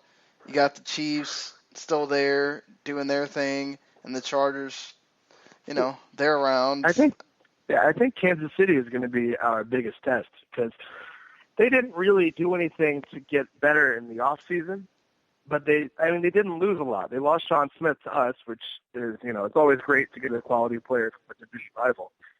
But you got to remember, they have the longest active winning streak in the NFL as far as the regular season is concerned right now. And I think they're going to come out and they're going to play pretty much the same kind of football. They're going to be conservative. They're not going to make mistakes. They're going to play good defense. And that's going to be the benchmark. I don't know what happened with San Diego. You look at them on paper and you think they should be okay. They have a good quarterback. They have a good young receiver. But the loss of Eric Weddle certainly doesn't help. They got swept by the whole AFC West last year, and I can't see them really being better this year. And as far as Denver is concerned, sometimes I feel like their demise has been greatly exaggerated because it's true they lost Manning and they lost Osweiler and they lost some pieces on that defense, but assuming Von Miller's situation gets cleared up, the core of that team is still there. I think they're going to be a lot better than people think they are. I mean, they did win the Super Bowl, and it's not like they had circa 2013 Peyton Manning either. I mean, I think he had like 9 touchdowns and 17 interceptions or something ridiculous. I mean, it was definitely the worst year of football he's ever played. And while I definitely laughed when they got Mark Sanchez as their quarterback, I think Denver's still going to be, an interesting team. I don't know if they'll be a challenge for the West, but I think they'll be okay. I think that's honestly been the best thing for us this offseason is that we've gotten, we just improved on what we had. We didn't try and reinvent the wheel. We just added pieces, and the rest of the division got worse. I think that's our biggest advantage moving forward. So you definitely say you think the Raiders are going to be at the top of the division when it's over? I hope so. I have this pegged. I did an article today for Last Word on Sports where I said I went through and I broke down our schedule game by game. And, of course, I'm a little biased, so we won 11 games. But I honestly do think that 2 teams are coming out of the AFC West this year for the playoffs. And I'm hoping it's Oakland with the division championship and maybe Kansas City at the wild card. So anybody on that schedule that worries you or? Well, we have to play the Panthers, and that's going to be tough just because, they lost Josh Norman, and that's about it. They're going to get healthy. They're getting Kelvin Benjamin back. That's scary. We have a game pretty early in the season against the Ravens, who I think are better than people get some credit for, or they've been calling them lately. I think that's going to be tough because we have to travel to Maryland, that's a hike, and we've struggled in that time zone. So those two really jump out at me. We have a game in Week 16 against the Colts, which, I think Andrew Luck's going to come back and make that team contenders again, so that'll be tough too. But those are the three that really jump out at me. Our schedule is actually pretty decent for the first time in a very long time. Give me your best case and worst case scenario for the team this season. Best case, we just go 19-0 and destroy everybody. No, best case, I think we win about 12 games. We take the division. I can't see us beating New England. I still think that even with a 4-game head start, I think the Patriots are still probably going to end up being number 1 seed in the AFC because that Brady-Belichick machine. And worst case, I just think we don't get better at all. I think we end up at 7-9 yet again, and Carr doesn't advance, and Khalil Mack has a bad year. I think worst case scenario, we're still about a 500 team. The thing is, Raiders fans are so hungry just for that 9th win because it's been since 2002. The world is a totally different place. The last time that the Raiders were even, decent. You got to look at it. George Bush got reelected after the Raiders had their last winning season. So it's been a long time. So ideally, if we were to win 9 games and just miss the playoffs, it would be relief. But I really do think the team can win 11 games. Well, give me a player that, it seems like people talking about everybody on the Raiders at times, but give me a player that maybe isn't on everybody's minds right now, but is going to be a guy that we're talking about when we get to that end of the season. I got you. We've definitely been the sweethearts of the summer. The positive hype is unusual. We're definitely enjoying it.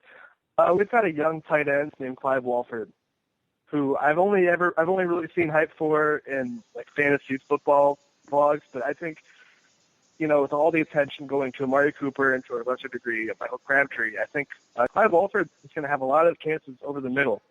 And if he continues to develop, he's another one of those guys who played basketball in college. He's a great athlete, but he just hasn't fully gotten the nuances of the game. I think going over the middle against maybe some lighter coverage, I think Clive Walford could have a breakout year. Also, we have a running back we just drafted this year named DeAndre Washington, who's going to back up Latavius Murray. And I don't think the Raiders front office is sold on Latavius Murray yet. And the kid is he's like a bouncing ball. Washington is. I think he's 5'8". He's kind of like the next edition of Maurice Jones-Drew. And I think he could really steal some snaps heading into the colder months. All right, man. Well, Ryan, you've answered all of our questions here. I want to say thank you for helping out. Hey, thanks for having me on. We're looking to more towards during the season kind of having... All right. That was Ryan Smith with Talking Oakland Raiders.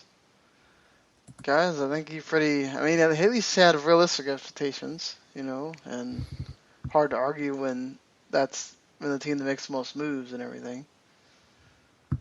What do you think?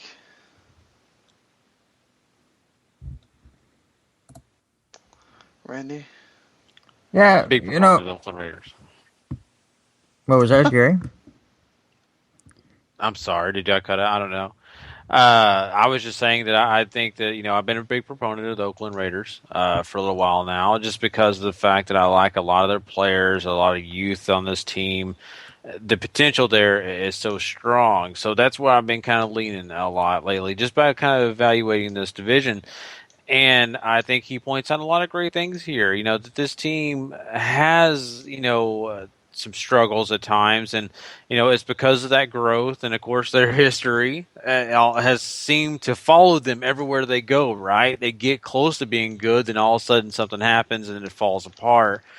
And I mean, I think eventually there's a breaking point, and so I think that's where I've been kind of leaning with this team.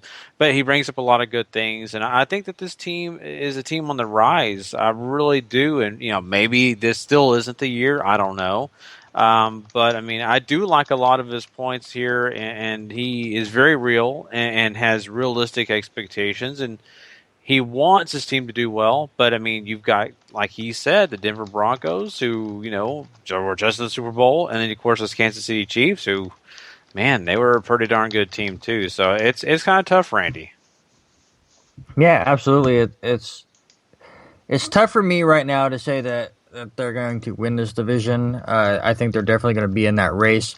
I like some of these moves that they've made in the offseason, and more so just the fact that some of their younger players are going to improve and just become more of a competitor. 7-9 last year. I think that's kind of where they fit. I think they do improve, 8-8, 9-7, and compete for one of the wild cards. I sit there right there with Denver. To go as far as saying I think they're going to win the division's a little a stretch for me, but it wouldn't surprise me if they went out and did it. But I do believe, they're a year or two away. But yeah, I mean, they're going to be in it for most of the year, I think. Yeah, I mean, they're definitely going to. I don't know how you can't with the way that team looks right now. I mean, they had some of their guys that weren't people you'd think of, Andre Holmes and Seth Roberts. Those third and fourth receivers really stepped up for them last year.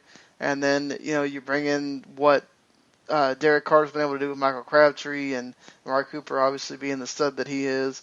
If Latavius Murray can do a bit better than he did last year and if really provide them a run game, I think that's only going to help. I mean, that offensive line is the second highest paid offensive line in all of the National Football League. I mean, that line's pretty stout. So Derek Carr's going to have plenty of time to throw, and that's going to be an issue. And that defense is terrific. I mean, you got in key spots, you've got terrific guys and that are going to cause issues. I mean, you have to worry about a little bit in the secondary there, but again, there's that whole anomaly with Denver about what their offense is going to be if Mark Sanchez is going to be able to be that guy, Paxton Lynch, whoever the hell plays quarterback for them. I want to say they'll, man, they're going to definitely be neck and neck there with Denver. I could definitely see them getting a wild card there, getting that second spot. But we'll have to see. It's just that this is a division that's going to be rough to call, I think, for most of the year. So let's get on to the last one, of course, the Super Bowl champions. Not leaving them out, the Denver Broncos. Talking for them here is Last Word on Sports writer Scott Brouillard. Here we go. All right, I'm here with Scott Brouillard of LastWordOnSports.com, Denver Broncos writer. How are you doing today? I'm doing good. How are you doing? Doing all right. I mean, this is the first time we've had you on the show. So is writing about the Broncos the only thing you do at Last Word, or you do anything else? No, I started out writing as the Broncos. I'm currently talking with some other writers as far as getting into other areas, writing for soccer, European soccer as well, and just branch out to whatever areas I like.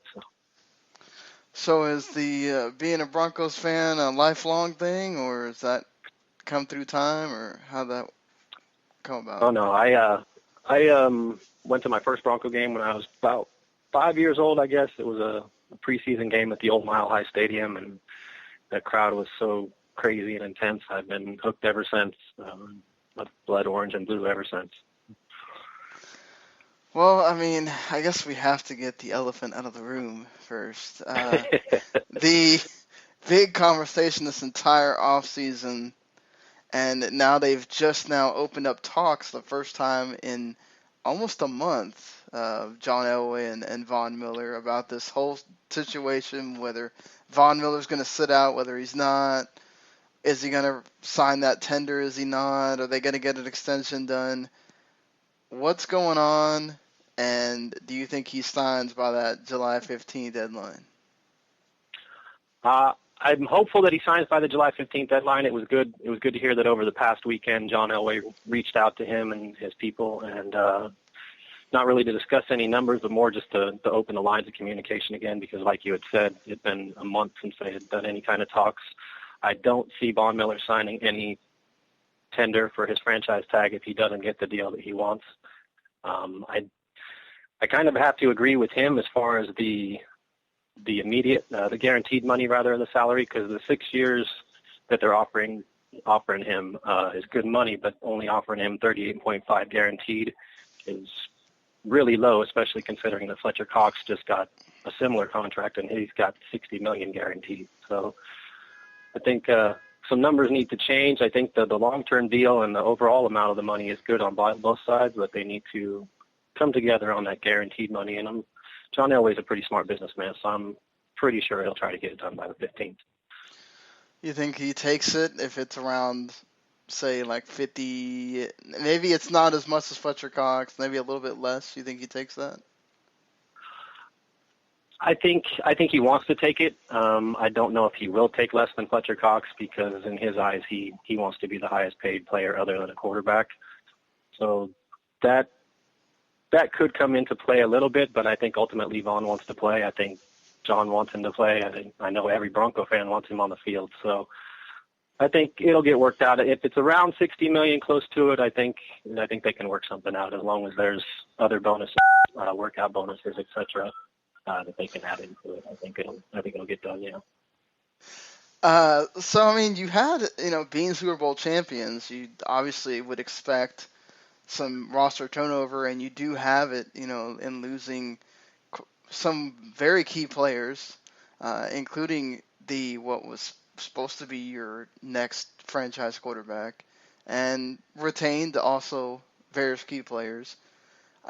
What do you think about all this roster turnover? How have you improved, and what do you think about how much is it going to hurt to lose guys like Malik Jackson and to Danny Trevathan and all that?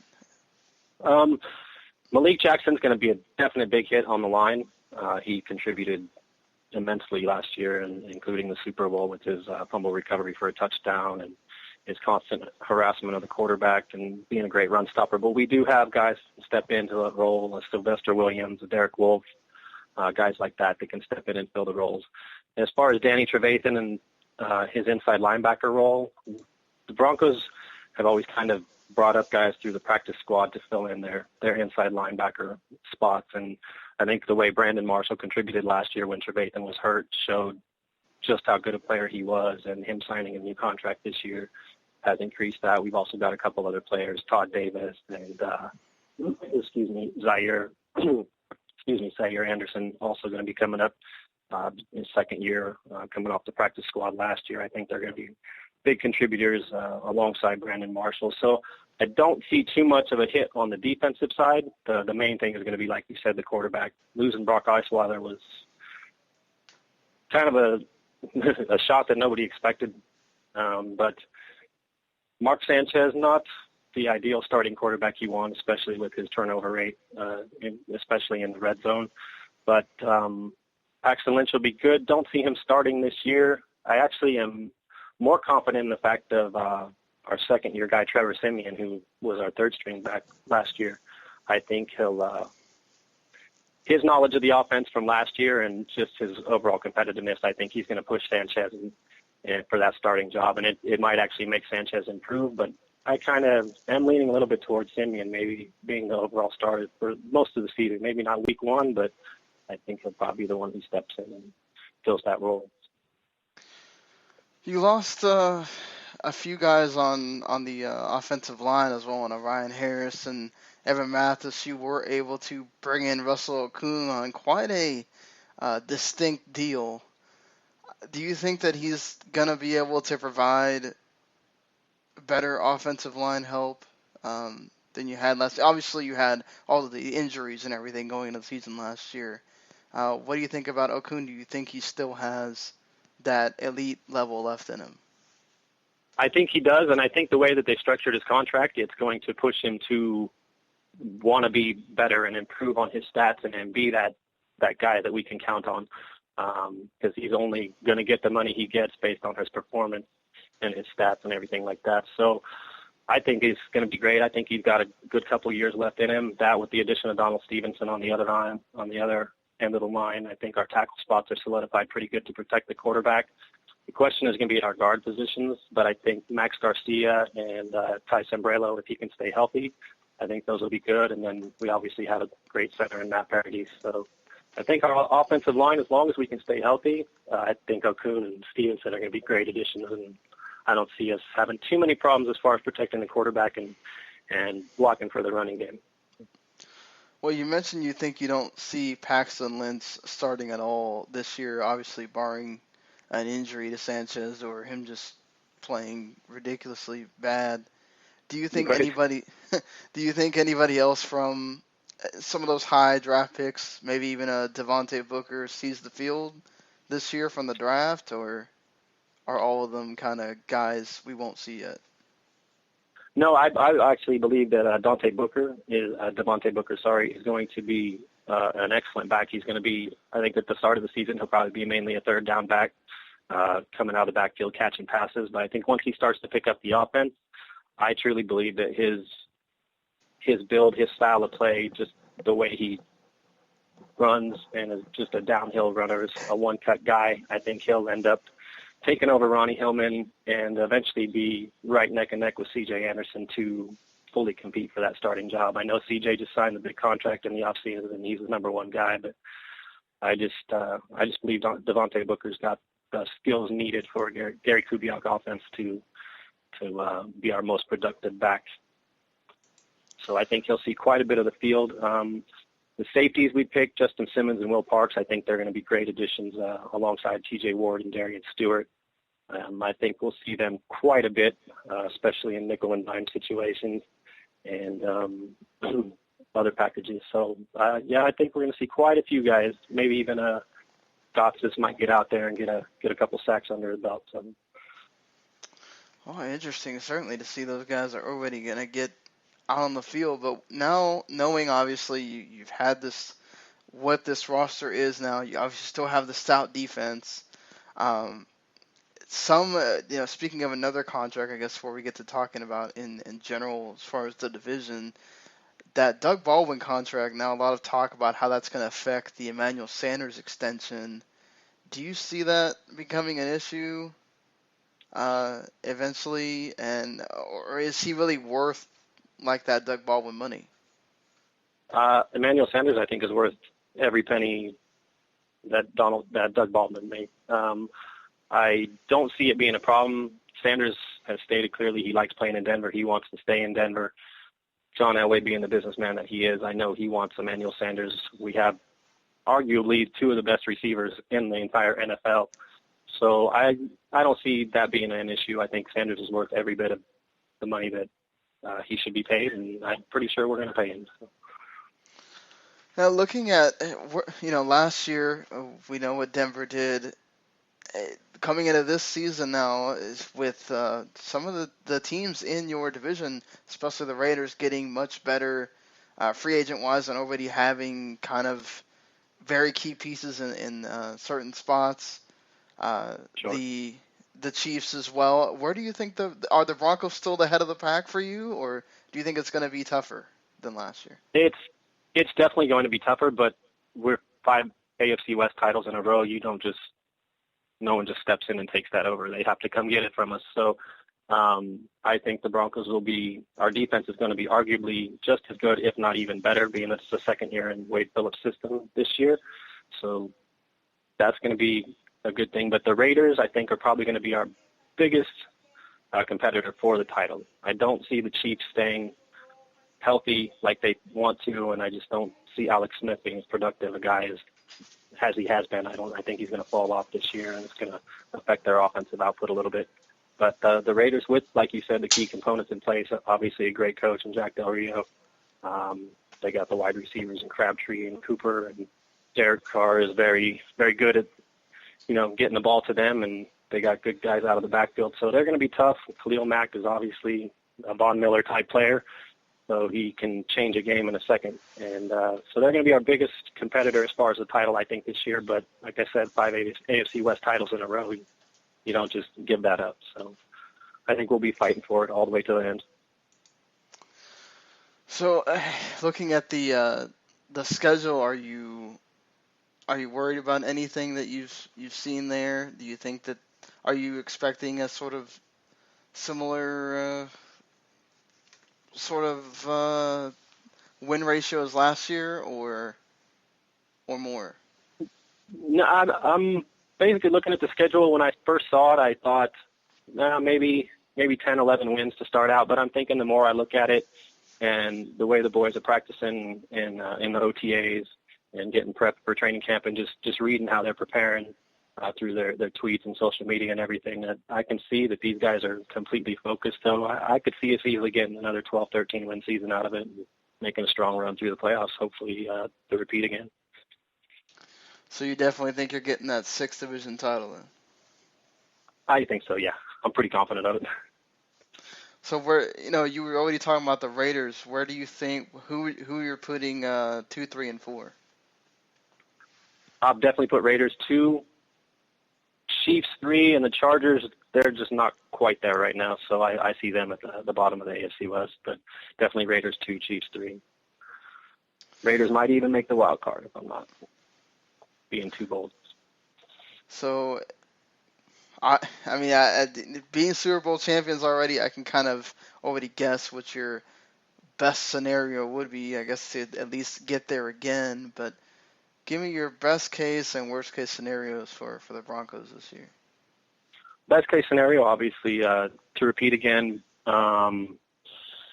like to see less defensive mistakes. I think if we can improve on the mistakes we made last year, cost us a lot of yardage, a lot of silly points that shouldn't have been scored on us. So I think if we can improve on that, I don't really think there's too many teams that offensively can compete against our defense. So I think that will elevate us and get us to the Super Bowl. And obviously everybody knows defense wins championships. Just look at last year. Worst case scenario, injuries, huge mistakes, mental errors, mental lapses. That could be a bad thing. And then obviously you finish 500 or below and you're out of the playoffs and struggling again. So that'd be worst case scenario for me. Do you think they at least make it to the Super Bowl this year? The Broncos, yes. I don't think it'll be easy, but I think they can make it.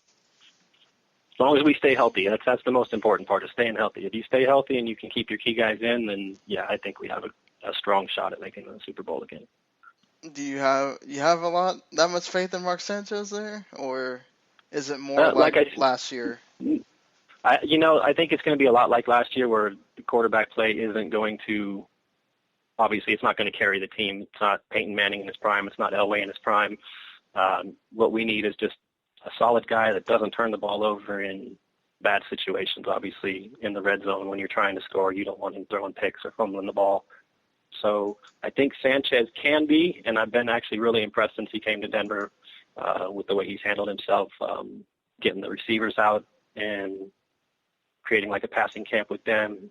So he's been working really good with the line, with the receivers. I think he's going to be a lot better than he was the last couple of years. I don't think he's still an elite NFL quarterback, but I think he'll be strong enough to where it'll be a lot like last year, where we just need to kind of just get enough, and then the defense will carry it the rest of the way. If you had to pick one player that you think we're going to be talking about, maybe not so much the normal names that we always talk about with the Broncos, I guess, that we're going to be talking about at the end of the season as another standout player there for the team. Another player.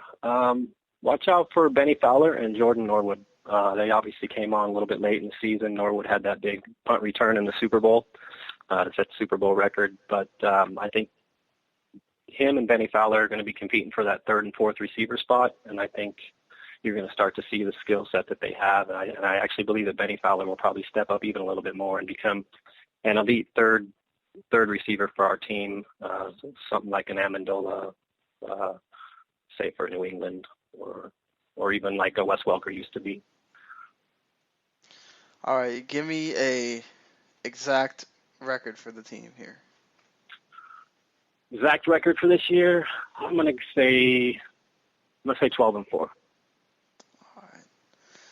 All right, Scott, you kind of answered all of our. All right, guys. Well, he says Super Bowl for the Broncos. Are you going that far? I'm still unsure if I'm going to say playoffs for the Denver Broncos. Playoffs? Listen, I know firsthand that Mark Sanchez, when put on a team and just asked not to fuck up, can do that for the most part. I mean, he went to back-to-back AFC Championship games with the Jets when he was much younger, basically because of the defense. Could he do something like that again this year? It's possible. I just can't quite see it, especially when you have teams like Kansas City and Oakland, breathing down their necks. Could they win the division? Sure. I think they're right there in the mix. I can't say Super Bowl. What are you thinking, Gary? Yeah, I'm kind of right there with you, Randy. I don't say a Super Bowl. Defense, yes, it can win championships, and trust me, we watched Trent Dilfer win a Super Bowl because of a defense, and so maybe it's an oxymoron. You watched Peyton Manning win a Super Bowl because of a defense. I 100% agree with that, because that Manning would have not even gotten close to winning that Super Bowl without that defense. So yes, you're right. I'm just saying, at one time, Peyton Manning was better than Trent Dilfer. Yes. Heck, even Brad Johnson. Brad Johnson, thank you, won a Super Bowl. So saying all that, which Rich Gannon deserved that one. I look at this and I say I just am not ready to put him in that echelon just yet. I think yes, Manning was not great. You got a situation where this year Sanchez, he's just been known to screw up so much at times, and I fear that could be a detriment to them maybe making it past an AFC Championship game. Things like that. I could definitely see them getting close, maybe, but I just don't see him going over the hump to the Super Bowl with a guy like Sanchez. And if they have any injuries at all, this whole thing could go to pot. But they're a very talented team. Don't get me wrong. I love the receiving core. I love the heck out of the defense. It makes me very fearful with the leadership at quarterback. Yeah, I mean, that's the thing. It's the anomaly of what are we going to get out of Mark Sanchez, because the rest of the team is fine. The rest of the team should be in that conversation of us automatically saying, okay, these guys are going to win the division, or getting a wild card and automatically getting there again. And I don't blame Scott at all for having that confidence, because if you take Mark Sanchez's pass out of the conversation, you should be able to say they're there. But man, it's just we have so much negative with him. He's obviously in that same grade of, okay, he can get it done if you need it, and that's sort of what the Broncos need. It's what they got last year. There were obviously games where Osweiler did some stuff and where Peyton Manning did some stuff. That Green Bay game comes to mind, but it was mainly the defense. And now you've also got a DeMarcus Ware that's now he's only a third down D end at this point. He was hurt a lot last year too. I mean, what you lost isn't that heavy. Can the guys fill in? I think they can. I don't know. This is so hard. I think they're going to... We might as well go ahead and make our final standings here, too. But I think they're going to wind up barely falling out in that third spot. I think they'll lose some kind of tiebreaker to the Raiders, even. So I got Chiefs first, Raiders second, Broncos third, and Chargers fourth. I think 11-5 for the Chiefs, 10-6 for both the Broncos and Raiders, with the Raiders getting the tie break, and the Chargers will 7-9. I think we're pretty close. I knock them down a little bit. I think 10-6 for the Chiefs, 9-7 for both Denver and Oakland. Who gets the tiebreaker? Who am I going to say is going to finish ahead? So close. I will say Denver will get the second spot, but I mean, you're pulling hairs at this point, and I say San Diego's 4-12 again. I'm going to be the one that I just like to shake things up. I'll be honest with you. I don't like picking the same. I think it's kind of good to have a little diversity here. And every time I pick against my gut, I always say, gosh darn it, guys, I actually had this pick. I just changed it because I was going with a group. So I'm going Oakland Raiders at number 1. They're going to be the shock. I think people are going to be kind of blown away. I'm going to look at this, though, and say this is not going to be anything spectacular. They're still going to be 10-6. And I think that, you're following up, I think 9-7 is a great record. I think the Denver Broncos are going to reach that. I think Kansas City just misses it. I think that they're a great team, but I think losing Jamal Charles eventually will hurt them. I think also their backup running backs may be a little overrated, and that's maybe a surprise, but I think that people are going to realize that it's not hard to figure out what Andy Reid's going to do. People figured it out in Philadelphia. They're going to figure it out in Kansas City a little bit, I think. So I think it's going to put them a little step behind, and I think that's going to take them down. And they'll end up being 9-7 too. They just won't get the tiebreakers. And I've got the San Diego Chargers at 4-12. Oof, wow. Rachelle's going to be coming after you guys again. But that'll do it for our first division preview of this year. We'll be doing, what did I say? Did I say the South? Or no? We'll just be doing the AFC South next week. That's going to be fun to do. Another division where all 4 of those teams are stacked across the board. So check out the Friday show next week for that. We'll be doing the Big Ten and the AAC on the Tuesday show if you're into the college football side of things. And check out the wrestling show. We talked in depth about the final deletion, including clips from the final deletion itself. Randy has a new backlog busting out there. Just subscribe to that W2 network. You get all of our shows, including shows that are not done by us at all, which are great as well. And until Tuesday, we'll see you around, everybody.